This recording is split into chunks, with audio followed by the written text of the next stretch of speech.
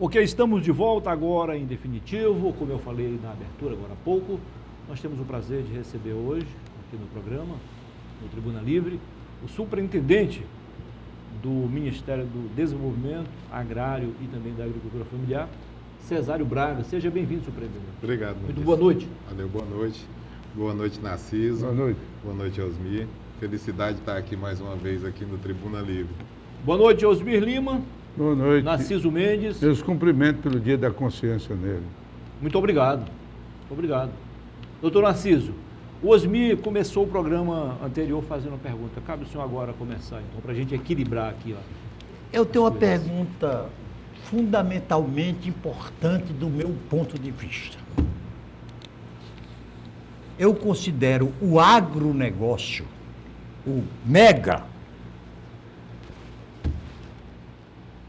fundamentalmente importante para o Brasil. Se não fosse o agronegócio exportador, o Brasil talvez estivesse vivendo uma crise bem maior do que a vivida pela Argentina. De outro lado, a agricultura familiar tem prestado um inestimável benefício social, mais social do que econômico. Por que esses dois segmentos, agricultura familiar e agronegócio, não se entendem e caminham juntos? O Narciso, primeiro assim, acho que a pergunta é fantástica. Nós temos que entender o papel que cada um cumpre. E eu concordo com você que o agronegócio é fundamental para a economia brasileira. Inclusive, nós estamos batendo recorde, mais uma vez, de exportação. O pessoal diz que o Lula tem sorte, né? Quando foi no primeiro governo dele. Nós batemos os recordes de importação, ele senta na cadeira, nós vamos lá e batemos o recorde de exportação de novo.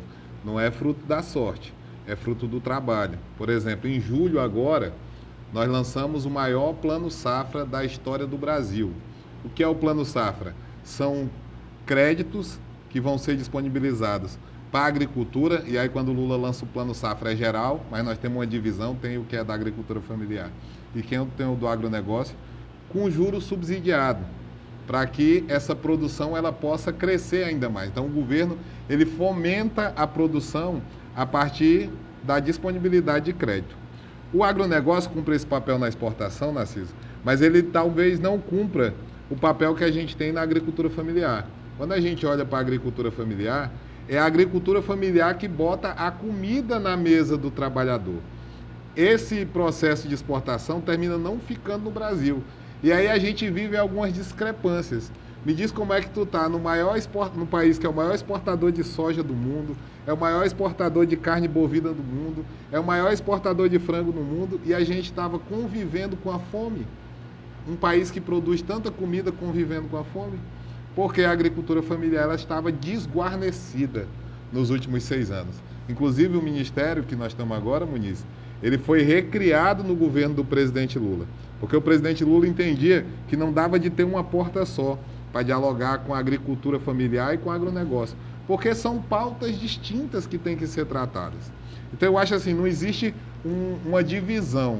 Eu acho que tem muita de uma disputa ideológica que fica querendo dividir a agricultura familiar do agronegócio. Nós temos experiências fantásticas de agricultura familiar que também trabalha com exportação, como é o caso das grandes cooperativas de produção da agricultura familiar que a gente tem na região sul, que a gente tem na região sudeste. Eu acho que a nossa área aqui, nós do Acre, temos que avançar muito ainda nessa discussão da agricultura familiar para organizar as cadeias produtivas, para organizar os trabalhadores, para que eles possam acessar de verdade os benefícios, inclusive, que o próprio governo coloca. Hoje, Narciso, o nosso agricultor familiar ele tem dificuldade de acessar os programas do governo federal por falta de organização. Não estou dizendo que começou agora. É um processo histórico. E nós estamos nessa tarefa de tentar organizar. Agora, para responder de forma direta a sua pergunta, essa divisão ela foi construída ideologicamente para fazer uma cisão no campo. Eu acho que nós temos que caminhar junto. O agronegócio tem um papel, a agricultura familiar tem um papel, mas eles não são adversários. Eles se somam. Eu sou radicalmente contra. E todo canto que eu falo, eu digo, ó, é importante o agronegócio para o Brasil. Agora, a agricultura familiar não é só uma questão social. Ela produz crescimento com distribuição de renda. O agronegócio concentra a renda. E nós precisamos dividir. Porque terra é meio de produção.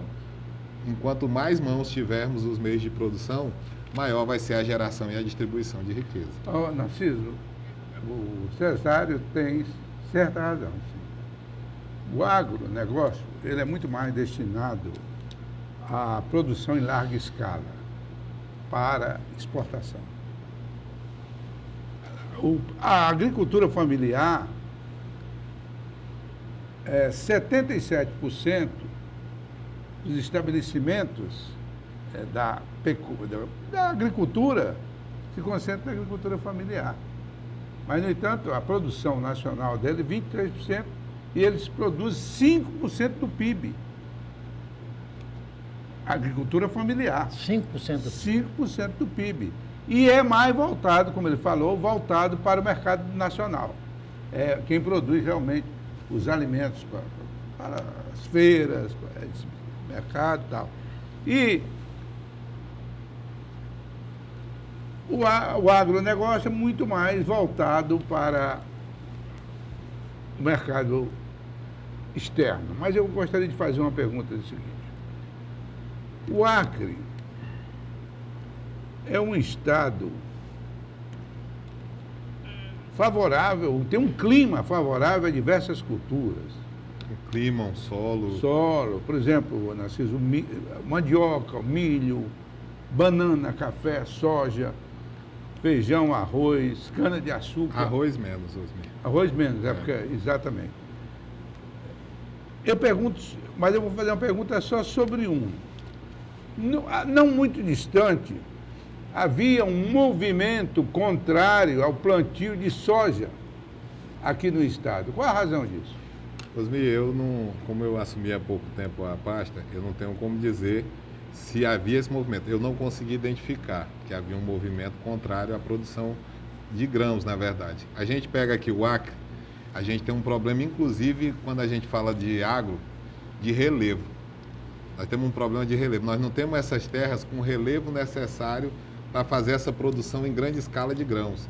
Tu pega aí os grãos nossos, em quantidade, eles vão estar ali na região de Senador Guiomar, na região de Capixaba, chegando ali em Epitaciolândia.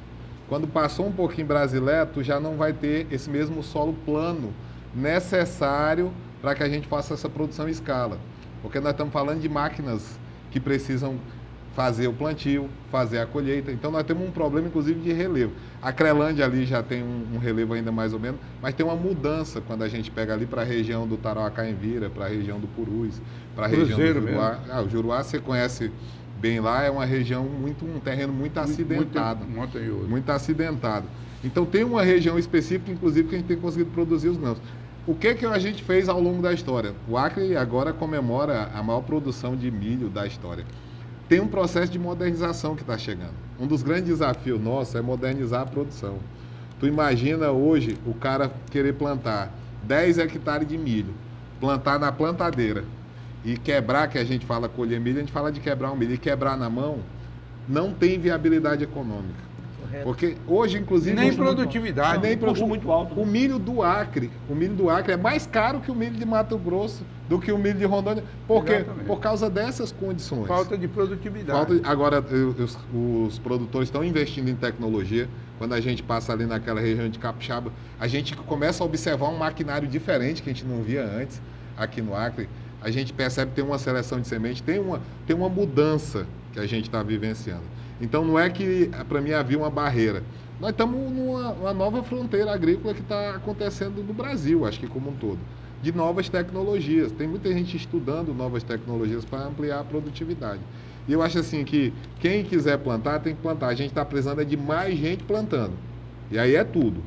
É café, é feijão, é soja, porque como nós vivemos um período bem difícil nessa história da produção, o que a gente tem hoje é a criação de gado. Porque o gado é mais fácil. O gado ele não precisa do ramal, o gado ele tem um baixo custo de tecnologia hoje ainda para a sua manutenção. Um peão só dá conta de 500 cabeças de gado. E sem nenhum maquinário necessário. Não precisa de máquina para criar gado. Precisa para gradear uma terra, reformar um pasto. Mas, e aí a gente não tinha esse negócio da agricultura como uma coisa forte. E eu digo aqui sem medo de errar, qualquer plantio dá mais dinheiro que gado. Qualquer um. E o agricultor hoje ele está começando a olhar para isso. O plantio de milho tem uma renda maior que o cara consegue oferir do que o gado. O plantio de soja também. Café. O plantio de café também. O plantio de mandioca também, que tem se ampliado esse plantio. Então nós estamos vivendo um novo momento. Eu acho que não existe essa fronteira que era impossível de se romper. Permita-me, Narciso, mas a agricultura sempre tem muito mais risco do que a pecuária. Tem mais risco. No passado, E só uma coisa, por exemplo, nesse exato momento da história, nós temos uma crise hídrica gravíssima que nós estamos vivendo e que afeta diretamente a agricultura. Está faltando água para produzir. Eu recebi uma ligação domingo à noite lá do Valterace, que é um assentamentozinho que tem aqui perto do Bujari. Não tem água. Não tem água. A produção poderia ser melhor ainda. Muito né? melhor. O problema é de água. Por quê? Porque nós temos mudanças climáticas que muita gente não acredita, mas está aí. O calor desgramado que a gente vive no dia a dia e essa crise hídrica. A gente vai olhar para o rio. Nós estamos em que mês? Nós estamos em novembro. Cara, novembro era para estar chovendo todo dia. Nós estamos aqui. Vocês conhecem o Acre há mais tempo do que eu. Vocês têm mais chão do que eu nessa história. E não chove. Então, a agricultura está mais sujeita a essas intempéries, tanto as alagações quanto as secas drásticas. é exatamente por isso que no passado existia o seguro rural. Como era o nome? Era agro... Estou esquecido agora do nome. Ainda tem. Ainda tem? Para todo mundo que entra no Pronaf, por exemplo, que vai produzir alguma coisa, ele entra com um segurozinho para cobrir a produção do cara. Sim, mas no passado era nos bancos. Não é no banco, é porque o Pronaf, quando a gente fala da agricultura familiar, e eu falei aqui no início do investimento que o Lula tem feito na linha de crédito para fazer com que haja um crescimento na produção, para mim a principal política do presidente Lula hoje para a produção tem a ver com essa história do crédito. Para você ter uma ideia, aqui no Acre, o que estava disponibilizado para o Pronaf, eu só sei dos números da agricultura familiar, tá? Eu não tenho os números de tudo. Mas o Lula anunciou 68 bilhões para a agricultura familiar, só para empréstimos no Pronaf, juros a 6%, a 4% e a 2% ao ano. E para o Acre estava disponibilizado 411 milhões para a agricultura familiar. Eu achava que era muito quando o cara falou. Depois que eu vi o número de Rondônia, 2 bilhões e 900 milhões, eu digo, não, nós precisamos de mais dinheiro para o Acre. Ô Cesário, a agricultura familiar, ela padece de um pecado, não um pecado, de algo de origem. É o individualismo. O colono mora numa localidade esma e de repente quer plantar feijão, arroz, etc, etc. Os métodos que ele vai usar eram os métodos que o pai e os avós dele praticaram. Aí você falou de uma questão de modernização desse tipo de trabalho. Você é de Feijó. Meu pai é de Feijó, eu já nasci aqui. E minha mãe é de Sena.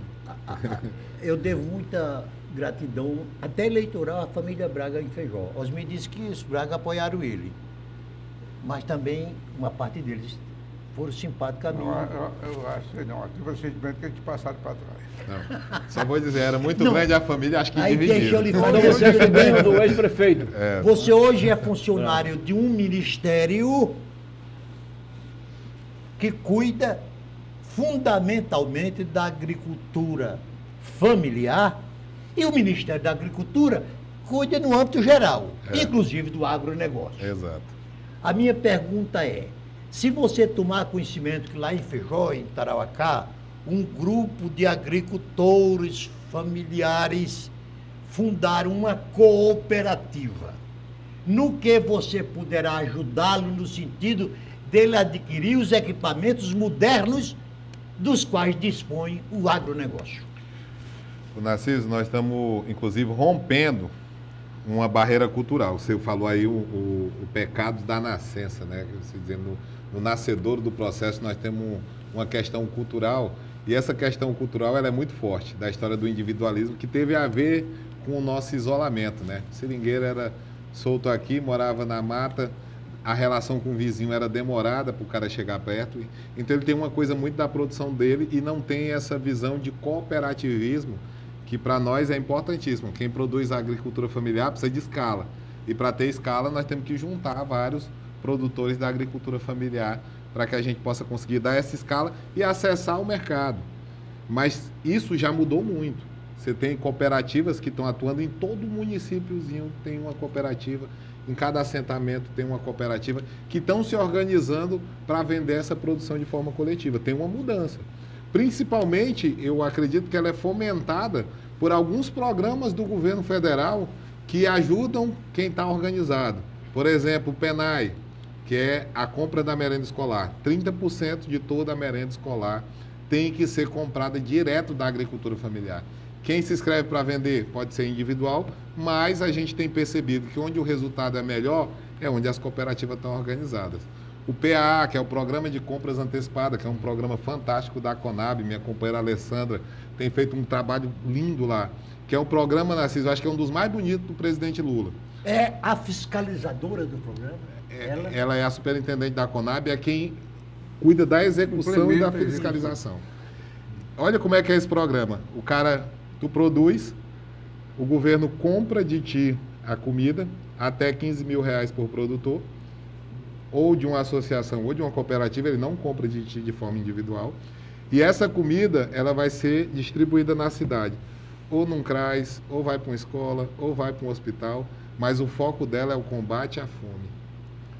E isso garante a renda para aquele trabalhador. Quando o cara montar uma cooperativa e ele for me procurar, o que é que tu consegue fazer por mim, Cesário? Eu digo, vamos nos organizar aqui para a gente entrar nas compras institucionais. Primeiro o PENAI, segundo o PA. Assim como o Estado tem que comprar a merenda, os municípios também têm que comprar. Qual é o limite do PENAI? O PENAI é R$45 mil por produtor. Vamos evitar usar sigla, porque vocês sabem bem o que é sigla, mas quem está ouvindo... Você acabou de citar aí, ele acabou de falar. Programa de aquisição de alimento e o programa da merenda escolar. O PENAI é a merenda. Maior, então. 45 mil. Só que ela é mais complexo. Porque, por exemplo, o PA você pode entregar qualquer coisa. O PENAI não.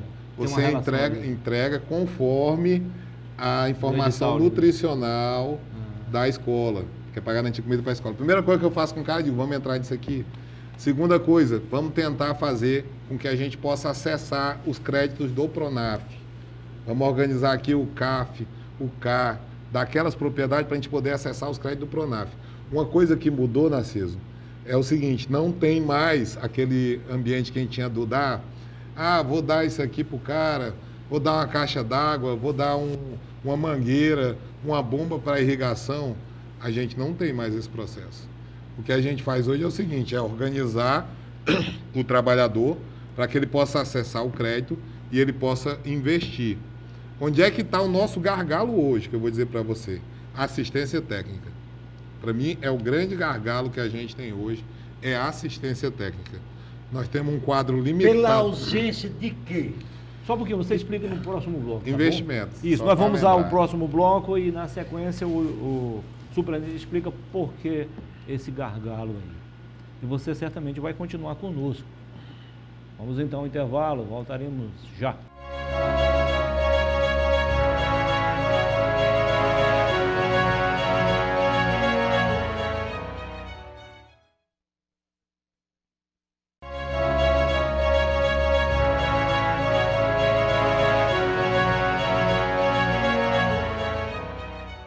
Voltamos com a segunda parte do Tribuna Livre desta segunda-feira, 20 de novembro de 2023. Se você chegou agora, se você sintonizou o seu televisor no canal 8.1, TV Rio Branco Cultura, nós estamos aqui a conversar desde o início do programa com o superintendente do Ministério da Agricultura e do Ministério do Desenvolvimento Agrário e Agricultura Familiar, Cesário Braga. Cesário, fique à vontade então para responder a pergunta feita pelo doutor Narciso, onde é que está o gargalo? Para mim, o maior gargalo final está na assistência técnica.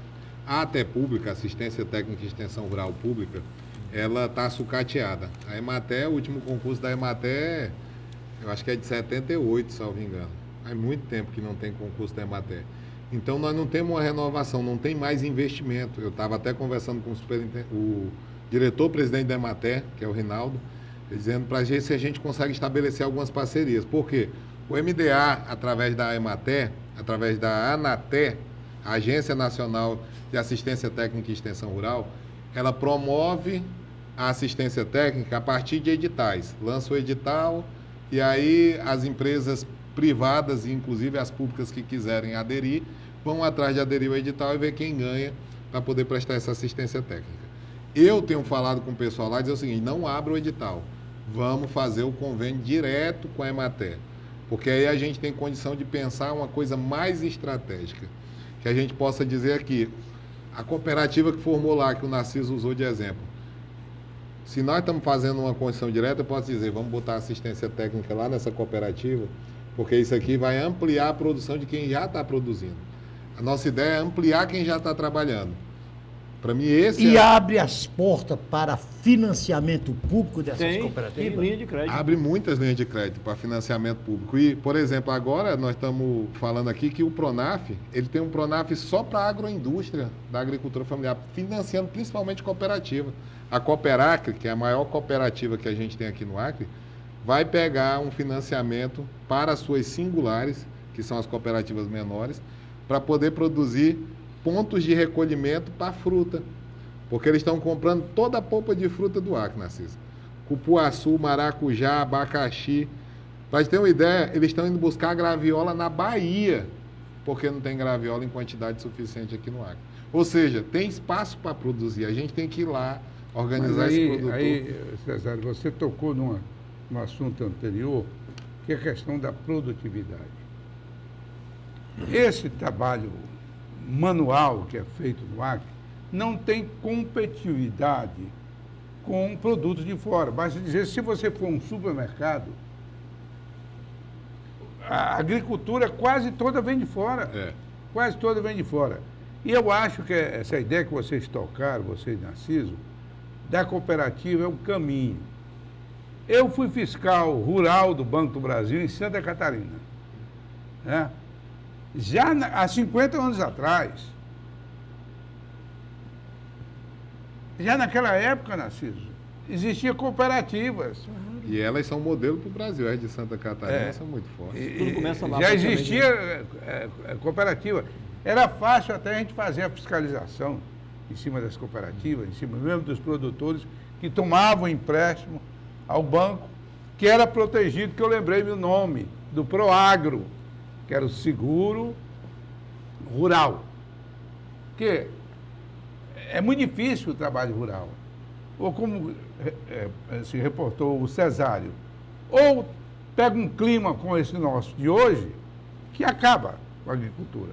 Ou pega a alagação e tal. O cara tem que ter uma segura, que é muita estabilidade, né? Mas eu faria uma pergunta aqui simples. Qual o produto mais exportado hoje nessa tua área? Da agricultura familiar, Sim. é mais ligado ao extrativismo, que é a castanha. De longe é o que... E ainda é. Ainda é a castanha. De longe é o que mais tem. Porque além da agricultura familiar, nós temos essa relação com o extrativismo, que também fica nessa responsabilidade nossa. A castanha e a borracha ainda são o carro-chefe dessa produção da agricultura familiar no Acre. É impressionante isso, né? A gente tem ali, o café tá despontando, eu acho que em valores, porque tem um valor agregado maior. Eu acho que o café está ali quase na ponta, só que hoje o café ainda não é o café do pequeno agricultor. Ainda tem muita dificuldade o pequeno agricultor de entrar na produção de café, porque tem um custo alto de instalação.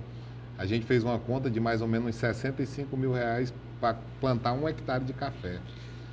Eu estou falando no padrão top, para não ter que viver com a seca. Estou falando num padrão que o cara tem irrigado, com adubo e irrigação. Falando num padrão para o cara conseguir tirar mais de 100 sacas por hectare. Estamos falando de 65 mil. Dependendo do lugar, quanto mais distante, o frete no Acre é caro, né? Quanto mais distante, mais caro um pouquinho. Juruá é mais caro. Mâncio Lima tem uma produção fantástica de café. O dia que o Joaninha estiver por aqui... Sempre teve, né? É. Sempre teve. Não, Mas era agora tá mais histórico forte e eles agora. voltaram... não, mais forte agora. era histórico. Lá eles plantaram antes. Lá atrás. O café, o Cruzeiro do Sul nunca pediu café de fora. E agora estão com essa tecnologia café clonal, que você O clonal, colhe muito com forte. menos tempo e aumenta a Mas produtividade. hoje ainda castanha e seringa são um carro-chefe muito forte nessa área extrativista nossa. O pequeno produtor está tentando entrar no café, eu acho que... E a mandioca nós não podemos tirar, que produz muito, nosso pessoal ainda planta muita macaxeira, muita farinha que a gente exporta farinha, só que o valor agregado da farinha eu ainda acho muito baixo para o nosso produtor. E a região do Juruá, que é um dos grandes produtores de farinha, acho que a gente poderia tentar aumentar, qualificar ainda mais, dar aquela coisa de vender para fora, farinha da Amazônia, tentar ganhar, agregar valor nesse Exatamente. negócio. Ó, sobre isso aí, a minha médica, que está fazendo meu tratamento em Brasília, eu vou uma vez por mês, passo uma semana lá em tratamento. Eu sou obrigado a levar farinha de coco de Cruzeiro do Sul. Ô Cesário, rapidinho, você acha que numa parceria entre o governo federal, o governo do estado e também prefeituras é possível você potencializar essas pequenas cooperativas, diminuir o custo de produção e aumentar então a competitividade delas, tornando elas não só fornecedora aqui do material para o consumo Como interno, exportação. mas exportação também? Rapaz, eu acho assim que, primeiro que nós temos feito um esforço imenso para tentar fazer essa construção em parceria com o Estado. Eu fui um adversário ferrenho do governo do Acre e meus companheiros aqui sabem disso e os telespectadores também. Só que assumiu uma missão no governo. Quando você senta na cadeira de governo, você não é oposição à situação, você é governo. Então, como governo, eu tenho atuado para estabelecer parcerias com o governo do Estado do Acre. O secretário Luiz Tchê tem sido um parceiro, o superintendente, o diretor-presidente da Emater, o Rinaldo. Eu falei, minha prioridade era passar por onde? Pelo governo, pela Emater. Tem sido um parceiro, tenho conversado sobre regularização fundiária com a diretora-presidente do Iteraca, a Gabriela Câmara, e onde eu vou no interior do município, eu tento falar com o secretário municipal de produção, porque eu acho que nós não temos espaço para estar construindo divergências, para fazer o meu pedaço e o fulano fazer o dele. Aliás, historicamente foi assim e talvez por isso a gente não deu os passos maiores que a gente deu. E eu tenho aprendido isso, só para ficar claro, com o meu presidente Lula. O Lula tem sido um estadista que às vezes me deixa até com raiva, porque eu sou mais radical um pouquinho, mas ele não difere por partidário nessa relação com a presidência, não. Ele não pisa no Estado sem conversar com o governador. Se o ministro vir, tem que estar combinado com o governo do Estado, porque não tem espaço mais, eu acho que nessa modernização que a gente está vivendo da gestão, da administração pública, não tem mais espaço para essas divergências políticas tão agudas que nos impeça de sentar para conversar. Acho que isso é coisa... Quem ainda está agindo assim já está para trás do bonde da história. Ô, Cesário, quando você foi convidado para esse programa, não foi recomendado a cor da sua camisa, Não, ninguém recomendou nada. nada. Só convidou. Aí, por opção, você traz um boné do Lula. Mas aí vem de azul, a camisa azul. Equilíbrio aí. A minha pergunta para você é muito direta. Nós ainda temos 3 anos de governo Lula. Nesses 3 anos, vai ser possível uma sintonia entre as duas agriculturas, a pequena e a grande? Eu acredito muito que nós vamos conseguir chegar nesse entendimento de acabar com essa divergência entre o agronegócio e a agricultura familiar. Porque, na verdade, a agricultura familiar está caminhando para entrar nessa coisa pelas cooperativas na discussão da exportação, para também fortalecer. O problema é que, assim, o agronegócio é a agricultura como negócio. A agricultura familiar também trabalha como negócio. Ela também negocia, ela vende também, ela também é um negócio, é um empreendimento, só que numa proporção menor. Então não tem por que ter essa divergência. Eu acho que o agronegócio vai conseguir produzir muito ainda. Eu acredito muito que o presidente Lula vai continuar com os investimentos que ele tem feito. Nós estamos, quando a gente foi discutir agora a reforma tributária, o pessoal do agronegócio tem uma tributação diferenciada, naquela no IVA, no novo IVA. Nós, como continuamos expandindo o crédito, nós tivemos um crescimento de 27% no recurso destinado ao PRONAF em relação ao governo anterior. É um recorde. No próximo ano, em julho, o Plano Safra é julho, tenho certeza que vai ser maior ainda a disposição do presidente Lula em colocar mais dinheiro para avançar na produção. Traduza Pronaf. É Programa Nacional de Fortalecimento da Agricultura Familiar. César, há algumas coisas que eu não consigo compreender no Brasil. Por exemplo, por parte do teu partido, eu não diria que há um estímulo, mas há uma convivência pacífica com o MST. MST, que está tendo uma CPMI, eu acho. CPI. É CPI? Não é mista, não. É só do Senado, né? Acabou. Que eu, sim, mas eu Sem tenho... relatório. Mas eu acompanhei e fiquei horrorizado. Eu pergunto o seguinte, o governo, porque ele diz, não, essa terra aqui é pública, o governo tem mecanismo e poder de desapropriar. Por que que ele não desapropria e entrega para aquelas populações que necessitam de terra sem deixar invadir? Porque muitas vezes, eu já vi, você sabe que é verdade, que eles invadiram, inclusive, terras produtivas. Invadiram terras que estavam fazendo exames de solo, pesquisa. Como é que vocês estão vendo isso agora, hein? Rapaz, eu penso assim, vamos pensar na formação histórica do Brasil, tanto a zona urbana quanto a zona rural. A maior parte dos bairros, à exceção dos conjuntos habitacionais aqui de Rio Branco, eles são frutos de ocupação. Quase todos. Estava lá aquela área, o povo ocupou, foi se ajeitando, depois que se ajeitou lá, vira um bairro, ajeita o cara. Os projetos de assentamento são igualzinhos. A maior parte dos projetos de assentamento aqui do Acre, eles eram áreas, às vezes da União, às vezes privadas, que não atuavam lá, que não tinham produção, e os trabalhadores foram ocupando. Aí uma hora disse, rapaz, vamos sentar aqui, vamos regularizar esse processo. Sim. O nosso processo de formação histórica, ele se dá por meio de ocupações. A única diferença do que o MST faz com o que ocorre aqui no Acre é porque o daqui do Acre não tem a sigla, o MST. Mas todas as ocupações foram aqui. Daqui nossa estação experimental aqui todinha. Isso aqui foi uma grande ocupação, a Baixada da Sobral todinha. Uma grande ocupação. Então eu acho assim, que o governo peca em não fazer o que você está dizendo, de pegar as terras logo. Vamos cortar o que é terra pública aqui para a gente dividir para assentamento? Vamos cortar aqui e resolver? Eu acho que o governo peca e deveria fazer isso. Reforma agrária, para mim, é distribuição de riqueza. Eu sou socialista, vocês sabem disso. E, para mim, sou socialista é dividir meio de produção e o meio de produção primário é a terra. Quando o cara dá a terra, tu está dando meio de produção para o cara. O cara pode ser chamado até de burguês. Sim, né? mas você tem razão. Eu vou concluir. E eu acho assim, o MST ele tem um papel importantíssimo nessa formação, quando ele organiza os trabalhadores para a ocupação das terras. Eu acho que em todo canto tem equívocos, Osmir. Eu acho que se às vezes ele ocupar um local que não era adequado, a maior parte das vezes a reintegração de posse leva, mas um monte de assentamento que eles fizeram em áreas improdutivas e que eles fizeram produzir. Tu sabe qual é o maior produtor de arroz orgânico do Brasil? É o MST. Aliás, o MST, aqui para os meus telespectadores, é o maior produtor de alimento orgânico do Brasil. Quer comer sem agrotóxico? Compra do MST. Então, eles têm um Produtos papel orgânicos. importante em produtos orgânicos. Sim, mas eu não estou vendo nesse aspecto, eu estou questionando. Mas é o mesmo seguinte. aspecto. Não, amigo. mas... É o cara pega uma terra que estava invasão, parada. Mas permitir a invasão, se o Ocupação. governo tem meios jurídicos, legais, de desapropriar, por que permitir?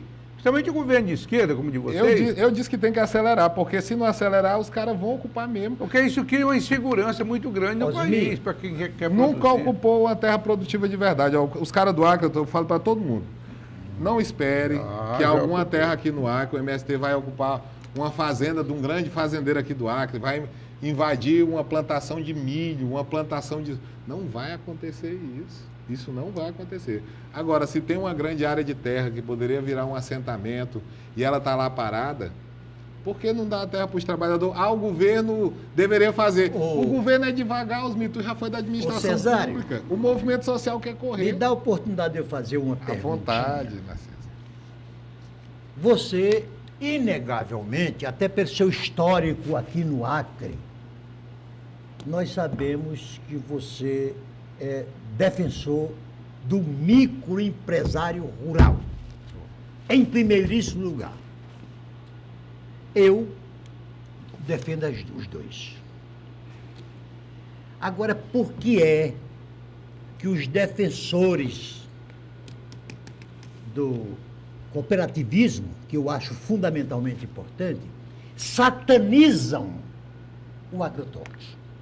Porque o agrotóxico é um instrumento, é um remédio através do qual você associa a terra para aumentar a produção. Agora, se você disser que se o agrotóxico é usado irregularmente a ponto de ser tratado como veneno, tudo bem, né, Osmir? Agora, o agrotóxico, o agro como adubo, como fortalecimento, ele também se faz necessário para como o agro. proteção à própria destruição do... Eu vou dizer para ti, eu não sei por que eles são 100% contra. Eu acho assim, se a gente puder comer sem nenhum defensivo, eu acho que é melhor para a nossa saúde. Mas não haveria Não, produção para se a gente puder comer. Por isso que eu disse, tem que ter o cara que vai produzir em escala e tem que ter o cara que vai produzir o pequenininho. Então vai ter de tudo um pouco. Eu acho assim que a regulamentação das coisas que tem que funcionar melhor. A gente tem um problema, sempre o problema é o tamanho do Brasil, é o governo moroso, é a burocracia, sempre é um problema. Agora, nós defendemos aqui, e eu defendo também, que a agricultura ela possa expandir. Eu defendo que a agricultura ela possa expandir. Se é necessário usar algum defensivo, se é necessário utilizar uma adubação diferente, eu acho que é importante, porque a gente precisa expandir a produção. Se puder não usar, melhor. Mas se for necessário, porque a gente entende a praga, olha o que nós estamos aqui. Tu sabia que nós estamos vivendo com a praga de lagarto em Cruzeiro do Sul na produção de mandioca? Mandaroguá. Correndo o risco de perder uma boa parte da nossa produção da melhor farinha do Acre, da de Cruzeiro do Sul. Presentemente, Tem que combater. É recente, tem que combater. Vai combater com o quê? Vai combater com reza? Tem que combater. Então, inclusive, me procuraram, fui lá com o Ministério, porque eu acho que tem que ter. Tudo na vida é o equilíbrio, Narciso. Tudo na vida é o equilíbrio. Entre o grande, o pequeno, tudo é equilíbrio. Nós temos que buscar esse equilíbrio. Agora, vamos entrar um pouquinho já, porque tem um outro bloco. Na hora. E entrar aqui em política. Né? Nós tratamos muito dessa questão agrícola. Eu continuo achando, viu, Zário, que nós precisamos acelerar e apoiar todo familiar e o grande empresário que queira produzir. Eu sou contra, e aqui eu fui até membro da comissão que analisou a medida provisória que criou a 80%. Não adianta você ter 80% de proteção de matas com uma população miserável debaixo dela. Né? Eu sou muito mais o ser humano do que a preservação. E não penso em destruição total. Mas nós fizemos aqui, o próprio governo fez, o planejamento agroeconômico, social, florestal. E eu não sei por que não se aplica. Zé. Porque 80% isso contando para qualquer europeu, americano, ele não acredita. Ele não acredita que você é proprietário de uma terra e só pode produzir nela 20% e é responsável pelos outros 80% e paga imposto sobre ela. O que é pior. O que é pior, né? Ali o Goiás, o Centro-Oeste, se não me engano é 25%, Nordeste 30%, uma coisa assim. Nós tínhamos a ideia na comissão, que a Marina até fazia parte dessa comissão, era comissão mista. Eu tinha a ideia, não, vamos botar a Amazônia 50%. Só que, na Câmara é um negócio terrível. Quando formam a comissão, você já não tem mais prazo para apresentar emenda. Aí não pode alterar aquele decreto-lei na época, né? Mas eu continuo achando um absurdo esses 80% de preservação. Né? O Acre tem o quê? 13%? 13. 13%. Pô, de abertura, contando estrada, cidade. Pois é. Eu concordo com o que o Osmir Lima disse em gênero e grau. Eu discordo desse baixíssimo percentual. E até admitiria se houvesse compensação, né? Compensação O financeira. pior é que a compensação não existe. Para mim esse é um dos gargalos, é a compensação E financeira. nenhum. Você vê, no meu Rio Grande do Norte, cuja vegetação de caatinga, chamada de caatinga, você pode desmatar até 80%. É, né? Até 80%. No Centro-Oeste também.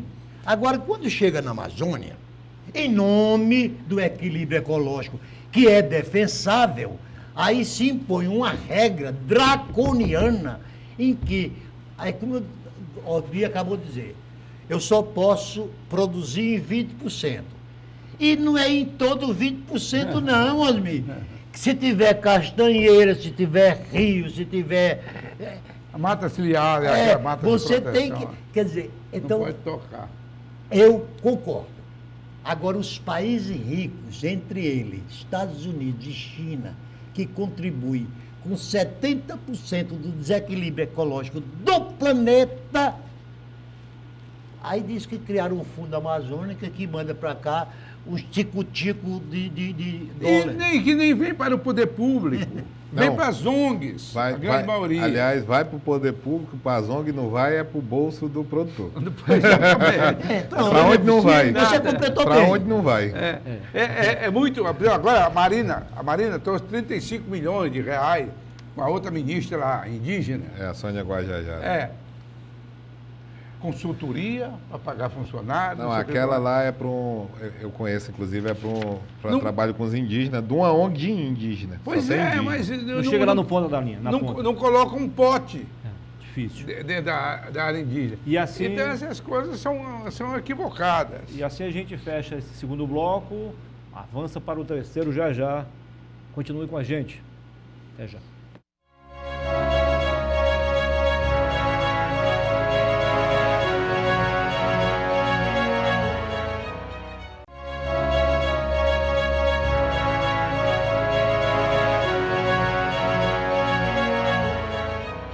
Voltamos com a terceira e última parte do nosso programa de hoje, Tribuna Livre, aqui na sua TV Rio Branco, canal 8.1.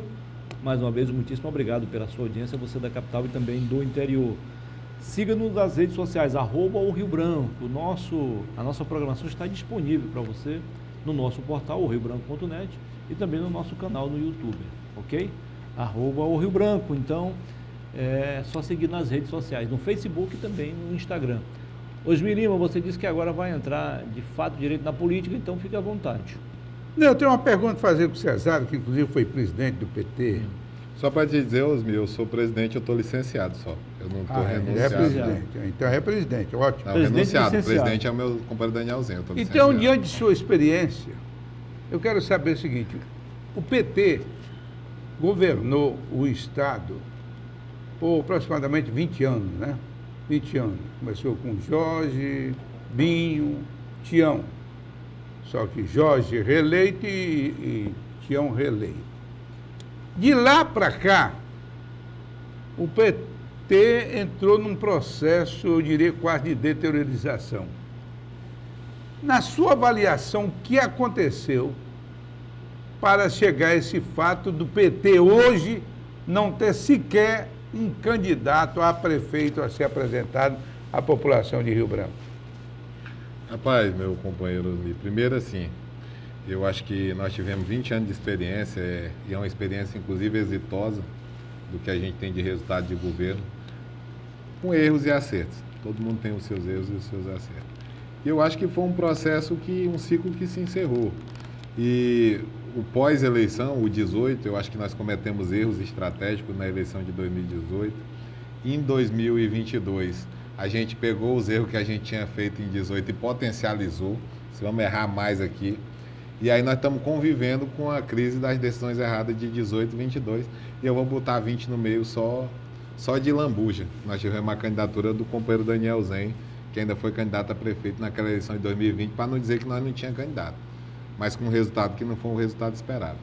Eu acho que nós temos duas coisas. Primeiro, o distanciamento da base. Se você pegar o resultado ali, tem um processo de distanciamento dessa relação, tanto com os movimentos sociais como com a própria militância e com a sociedade acreana como um todo. O PT se distancia quando vira governo durante tanto tempo. Acho até um processo natural de quem está no governo por tanto tempo. Termina encastelado, achando que sabe todas as coisas, que sabe o que tem que fazer e não quer mais ouvir ninguém. Não, eu sei como é que é, porque nós já ganhamos 4, vamos ganhar a 5ª. Então, é um processo de distanciamento para mim que, de um lado, é importante. O segundo processo foi um processo de, eu vou dizer, de briga com os aliados. Nós tivemos uma desvalorização dos aliados. A gente tinha aquela frente ampla que... A primeira frente ampla não é do Lula, não. Ela começa com o Jorge, né? Quando o Jorge começa essa comissão, desde a candidatura a prefeito com a Regina Lina, depois governador contra o Cadastro, era uma coisa mais o centro e a esquerda governando. Quando a gente chega aqui, 16, 18, os aliados eles já não se sentiam mais parte do processo. Aliás, todo mundo que está aí, hoje na política, um dia foi aliado nosso. Sim. O governador Gladys foi deputado federal no PP, naquela aliança que a gente tinha. Tião Bocalon foi secretário do Jorge Viana. O Mazinho Serafim era deputado por nós. O Zequinha, prefeito de Cruzeiro do Sul, era da nossa aliança, foi coordenador do núcleo de educação do nosso governo, do PCdoB. Alan Rick foi eleito deputado federal na nossa aliança pelo Republicano. Até o Márcio Bittar teve no PPS. Petecão, né? Petecão foi presidente da Assembleia nos governos do Jorge. Então, todo mundo teve aqui. E eu acho assim, quando o cara sai, é porque ele não está se sentindo bem, né, naquele ambiente. Está achando aqui não dá mais para mim, então eu vou ter que sair. Se o cara está achando isso, alguma coisa errada deve estar acontecendo. Ponto. Tu sabia que eu acho que... Segundo ponto. E o terceiro ponto, eu acho assim, o desgaste natural do tempo. Existe um desgaste natural do tempo. Aí, com 20 anos... Tu não tem nem mais desculpa por que tu não fez porque não conseguia fazer. Tu não tem mais o que dizer. Osmir, deixa eu meter o meu bedelho nessa sua pergunta. À vontade. Eu sou engenheiro de formação. Há 50 anos que eu disponho de um diploma de curso superior de engenharia. E tem uma das matérias Que já entrou, concluiu tarde. Tinha uma das cadeiras que ensinava a resistência dos materiais. Osmir, Fadiga dos metais. até o mais rígido dos metais estão sujeitos à fadiga do material. Eles envelhecem e se tornam quebradiços. Quando a gente fala aqui no Acre... O exemplo somos nós dois. Aqui no Acre, o PT, em 5 eleições seguidas, fez barba, cabelo e bigode na política. Em São Paulo, foram 7 governos seguidos do tucanato. Cara, quebrou agora, né? E nas últimas eleições... O tucanato de São Paulo foi completamente alijado. Aliás, o PSDB ruiu todo, né? Ruiu todo. É verdade. Então, o que aconteceu é o seguinte, é porque tanto o PT do Acre como o tucanato de São Paulo e o petismo na Bahia também, a Bahia vem de 4 eleições sucessivas de governadores. Nós ganhamos essa última ainda de novo. Continua lá. Continua. Continua. E lá continua. É que um dos principais oxigênios da democracia, Osmir, e se não for respeitado, Alternância de é poder. a alternância de poder. O PT do Acre ficou um tempo demasiadamente grande no poder, o PSDB em São Paulo, e aconteceu também com a ditadura, que é um dos regimes cruéis. Mas se a nossa ditadura não tivesse demorado 20 anos, era lembrada com mais saudosas memórias. Essa é a minha conclusão. Aí eu pergunto a você, depois desse arrazoado, o Acre tem 2 paixões. uma no futebol pelo Flamengo. Eu não sei por que quase todo acreano é flamenguista. É isso, rapaz. Todo brasileiro. É isso. Todo brasileiro. É Hein? isso, rapaz. Respeita o Bolsonaro. O E a outra... Isso é raro, um botafoguense. E a outra é a antipaixão que os acrianos passaram a ter do PT. Por que essa antipaixão? Rapaz, ô Narciso, tu explicou no teu arrazoado o problema da antipaixão. Porque quando tu fica 20 anos, todos os problemas que aparecem, se o cara sair no meio da rua, caiu com o carro no buraco, disse é culpa do PT. O cara olha aqui, qualquer probleminha, o cara tem uma dificuldade na matrícula do aluno dele, é culpa do PT. E se não resolveu em 20 anos, então tirei de canto. Então a gente viveu um processo do antipetismo muito forte. Mas eu acho que assim como a gente viveu esses 20 anos, e aí outros vão viver agora esse processo, eu acho que é natural da história da alternância do PT, nós estamos tentando também se reinventar. Você está sentado aqui com um companheiro que está no Ministério do Desenvolvimento Agrário, e eu fui presidente do PT muito jovem. E eu estou tentando nesse processo de reinventar. Sou uma nova figura do partido. Você não está conversando com alguém que era os mesmos. Eu nunca fui do governo. Aliás, eu fui para o governo do presidente Lula porque eu queria ter uma experiência na administração. Por isso que eu me afastei da presidência, para vir ter uma experiência que eu acho que isso é uma coisa Mas você nova. sempre foi uma eminência parda do governo. Eu nunca fui uma eminência parda. Eu tenho a minha relação, ela é estreita com a base. Agora, na base do PT, eu nunca larguei. Aliás, tu vai chamar qualquer outra pessoa do PT para vir aqui, o único que vai vir fazer a propaganda do Lula sem medo de ser feliz, como diz a nossa canção célebre do presidente Lula, sou eu. Porque eu não tenho vergonha do que a gente é e dessa relação que a gente tem com a base. Eu acho que nós vamos viver um processo de reconstrução. O governo do presidente Lula, ele é fantástico para esse processo de reconstrução e vai começar a diminuir essa antipatia. E o que vai diminuir ela, na minha opinião, são os resultados. O governo do presidente Lula, ele aponta para dar bons resultados para o Brasil e aponta para trazer bons benefícios para o Acre. O Lula, nesse um ano, que ainda não encerrou, ele já fez mais pelo Acre do que o Bolsonaro em 4 anos.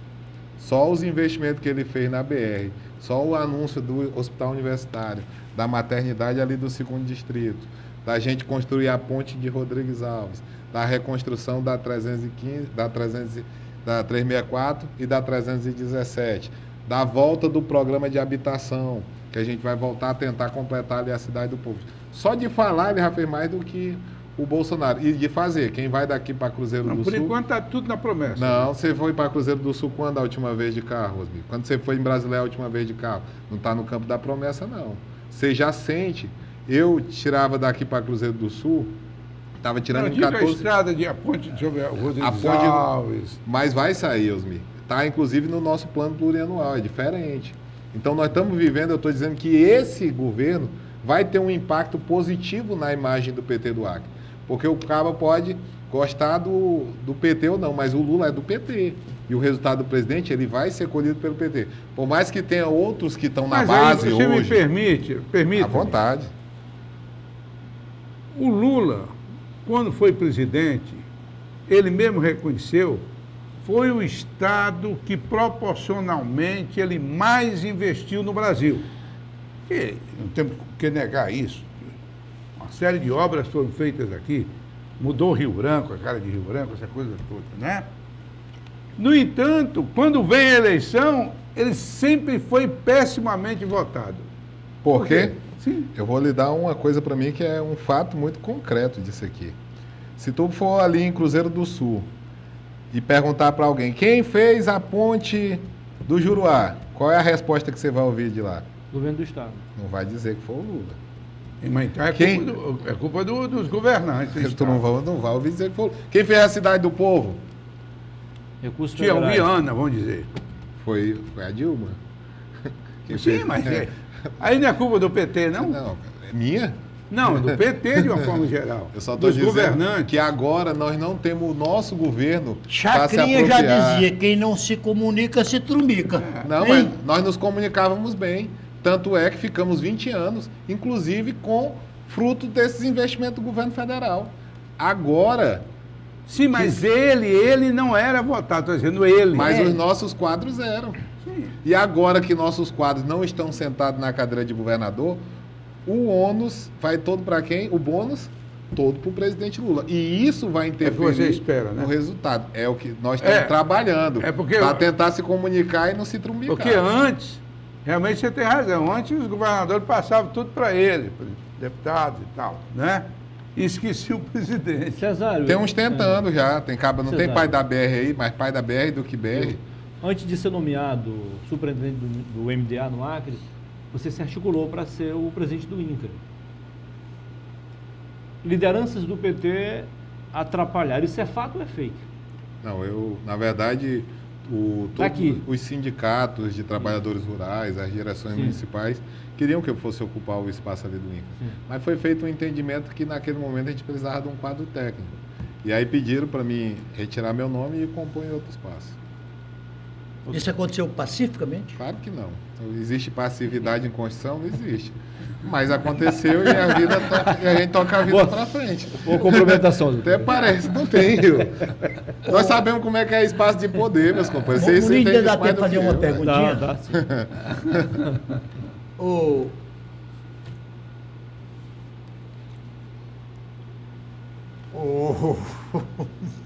Cesário, Você tinha esquecido o nome. eu não tenho e não considero como herói meu alguém que esteja vivo. Os meus heróis, todos já morreram. É o Cazuza, não morreram de overdose não, né? Não, morreram. Vou citar alguns. O Winston, a nível internacional, Churchill. Winston Churchill, Franklin Delano Roosevelt, Charles de Gaulle, Abraham Lincoln. Só fera. Pô, não tem ninguém aqui no Brasil? Não, tem, peraí, chego lá, Osmir. Aqui no Brasil, um dos meus grandes heróis nem é sequer Não cite meu nome, por favor. Roberto Campos, que morreu dizendo que o Brasil tinha que aprender a transformar recurso em riqueza. E nós perdemos a oportunidade de assim proceder.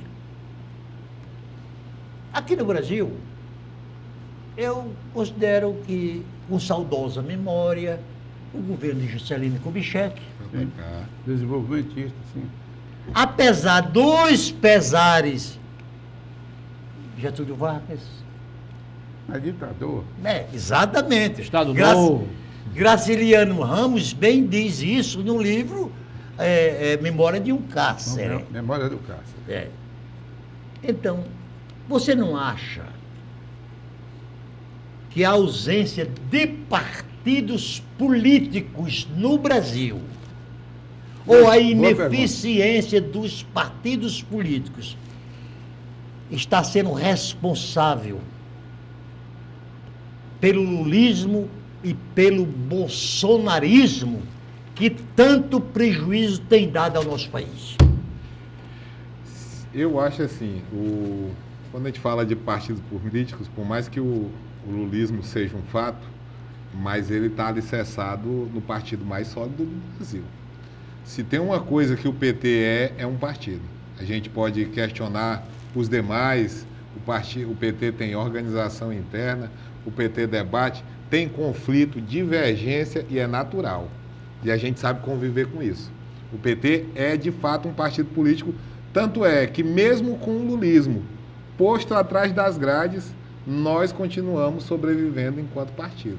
Aliás, qualquer outro que tivesse convivido com essa mesma realidade que a gente viveu, tinha se desfeito em pó.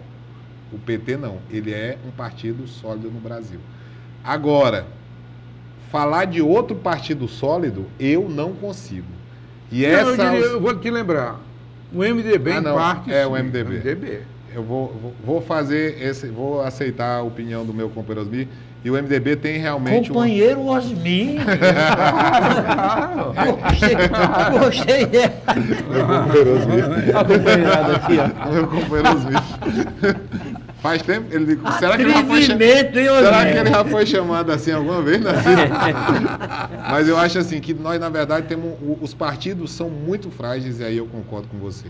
Porque o cara entra num partido mais pela conjuntura eleitoral do que pela concordância com o programa. Eu tô no PT. Exatamente. Se o Lula não tiver, eu tô no PT.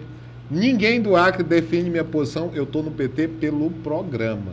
Eu sou socialista, eu acredito que a gente precisa de um Estado forte que proteja a classe trabalhadora e que promova a justiça social. Então eu vou com o programa. O cara na eleição, ele olha e diz, onde é que está a melhor chapa para se eleger? Aí o cabo vai para cá. Então não tem compromisso com o programa. Qual é o partido que mais me ajuda financeiramente? Aí ele vai para lá. Então nós temos essa ausência, essa dificuldade. Isso parte dos partidos e parte do eleitor. O eleitor que vota numa pessoa do PT tinha que compreender o programa que ele defende. O eleitor que vota num cara do MDB tem que compreender o programa. O MDB é um partido mais de centro.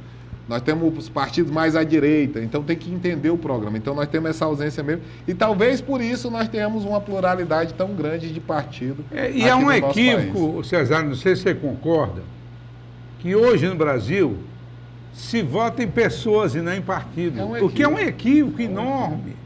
Porque as pessoas, Narciso, são passageiras. Por exemplo, eu e você, quando é que vamos embora? Pode ser cedo, né? Pode ser mais tarde. Mas nós passamos, nós vamos passar. Os partidos são permanentes. As ideias são permanentes. As ideias são permanentes. Aquelas ideias. Eu não, vou votar, porque como democrata e republicano. Não, lá é muito sério isso. Lá é muito sério isso. Ou tu é democrata ou tu é republicano. E tem a ver com a tua concepção de sociedade. Há 140 anos. Exatamente. Concepção de sociedade. O que é que esse partido pode fazer? Agora, aqui uma esculhambação. Eu vou dar um exemplo para você. Eu já pertencia ao PFL. O PFL era um partido de centro, né, que era contrário a qualquer aumento, é um partido liberal. Então, contrário ao aumento da interferência exagerada do Estado na economia. E não permitia, Narciso, essa questão de aumento de carga tributária. Mas toda vez que o governo apresentava um aumento de imposto, era o primeiro e mais fiel a votar. Isso é uma esculhambação, né? O PT, que é trabalhista, e eu defendo, a gente defende regras para defender os trabalhadores mais fortes. Defendemos que a gente tenha uma carga tributária que possa compensar as desigualdades sociais que a gente vive no Brasil. Nós defendemos um Estado forte contra a privatização. Eu estou no partido que eu sei o que defende, tenho clareza do que defendo. Então, quando o cara vota em mim, em 26 eu vou para a urna de novo, se Deus permitir. Vai para onde? Para a urna de novo. Candidato? Em 26, se Deus permitir. Quando o cara vai, ele sabe o que está fazendo. E se esse cara aqui, quando for numa reforma da Previdência, ele vai ficar do lado do trabalhador. Quando for para discutir, e o trabalhador às vezes quer mais do que o Estado pode dar, né? Mas nós fica do lado do trabalhador. E vai ter quem fica do lado do Estado e a gente constrói o equilíbrio. Mas o PT está patrocinando uma reforma. Deixa eu contar uma história aqui rapidinho, que o Narciso já contei para ti. Não tem nada a ver com isso aí. Eu posso contar aqui rapidamente? Pode, eu sou contra a reforma que o Haddad tem promovido no Brasil. Pronto. Cesário, quando eu fui eleito constituinte, eu fui eleito com apoio dos empresários. Com apoio. E me indicaram lá para a Confederação da Indústria, do Comércio, como representante do ACA, desse setor. Quando eu chego na Constituinte, eu me alio com a esquerda. Virou um progressista. Aí Meu maior amigo de lá, eu ia buscar no hotel para gente jogar pelada toda terça-feira, ia deixar lá, é o Genuíno. Aí o que acontece? Esses caras já te largaram. Quando eu volto, não é uma expressão grosseira, é uma expressão... Quando eu voltei para cá, eu fiquei como prostituta quando casa. Por quê? Não pode estar no meio das senhoras, se sente acabrunhada, porque já foi uma prostituta, e não pode estar no meio das prostitutas, porque é uma senhora. Entendeu? Aí, Osmir, estamos chegando ao final do programa, aproveite suas considerações finais. Não, foi uma alegria rever o Cesário, nós tivemos divergência no passado. Normal, natural. Eles pensavam de uma forma, pensavam de outra, embora fazendo parte da mesma coligação, né? Eles preferiam só eles gostam só eles não aceitam muito o pessoal de centro próximo, não. E dizer que a entrevista foi muito boa, eu espero que vamos continuar lutando para diminuir o número de partidos, para ter partidos com programas, partidos bem definidos. Isso é fundamental para o Brasil. Doutor Narciso Mendes. Infelizmente, né, Cesário, houve um acontecimento ontem, Ele me deu. domingo, de repercussão internacional. Foi a eleição Do Milei, da na Argentina. Argentina, onde, exatamente por falta de partidos políticos, porque o Milei era de um partido que foi criado há 6 meses atrás. O Macri, o Sérgio Massa, de um partido também criado por ele, embora se dizia peronista. E o Milei antiperonista. Então, nós esperamos que esse tipo de fazer política fuja do cenário mundial e nosso, e que nós tenhamos uma eleição onde os partidos políticos sejam definidores dos seus candidatos, como é nos Estados Unidos. Eu te garanto uma coisa, daqui a 40 anos, os 2 candidatos que disputarão a presidência dos Estados Unidos, um virá do Partido Democrata e outro do Republicano. E nós estaremos aqui para ver. E também, tem isso. Cesário, foi um prazer recebê-lo aqui. Obrigado. Parabéns pelo trabalho realizado até agora e que você continue assim, né, a defender aquilo que você de fato acredita, ajudando Estado e prefeituras a avançar na produção agrícola e melhorar a nossa balança comercial, ok? Eu só quero agradecer aqui, agradecer o Narciso, Osmir, você, Muniz, dizer que é uma felicidade estar mais uma vez aqui. Gostei muito, eu me divirto muito conversando com pessoas inteligentes que fazem provocações que permitem a gente explanar os desafios que a gente tem colocado para frente. E eu tenho dito em todo canto que, para mim, o ponto central para a gente conseguir avançar no desenvolvimento com distribuição de renda está na agricultura familiar. Então, para mim, é um modelo que a gente tem que adotar para o Acre, que a gente tem que adotar para o Brasil, respeitando os grandes, os pequenos e todo mundo. É nóis, valeu. E a você que esteve conosco, nosso muito obrigado. Vamos torcer para que Deus nos conceda uma semana de paz, de harmonia, de prosperidade. Estaremos de volta na próxima segunda-feira, se Deus quiser, no mesmo horário, sempre após o Roda Viva, aqui na sua TV Rio Branco, canal 8.1. Boa noite a todos. Até a próxima segunda-feira, se Deus quiser.